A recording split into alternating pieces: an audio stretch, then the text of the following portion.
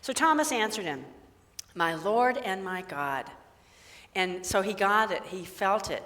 Thomas is the disciple that stands for our Christ power of understanding. And remember last week we lit the candles? And Thomas stands for understanding. Because when he opened up to that love of the Christ, when he checked it out with his Christ nature, he had an epiphany, right? He had an enlightenment experience. He opened up, and that's what happens to us. That is part of our spiritual growth. It's so important. Yes, we understand things intellectually, and we must. Yes, we understand things psychologically, and we must. And there's much more.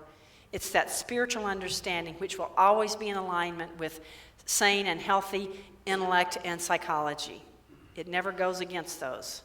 It's always aligned with it. And there's that spiritual place where it's like you kind of drop into your heart and you go, oh, I got it. We all had that, right? We've all had that experience. And it puts us in a new dimension. It puts us in that deeper place of living that Christ life, and that's where the power comes from. So that's what spiritual life is about, is, oh, I got it. And we see it, we're living then in a bigger world. So Jesus said to Thomas, "Have you believed because you've seen me? Blessed are those who've not seen and yet have come to believe." So it's in that invitation into, I may not have physical evidence all the time in my spiritual life, but if I'm willing to cultivate it and check it out and willing to keep growing, I too will deepen and expand. And it ends up with this. Now Jesus did many other signs in the presence of his disciples, which are not written in this book.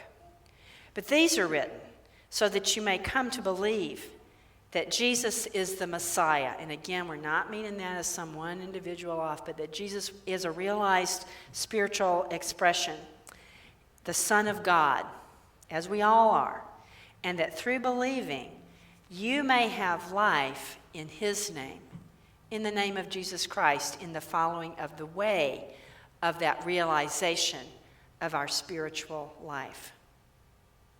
My friends, for each and every one of us, our resurrection is very real. Now get out there.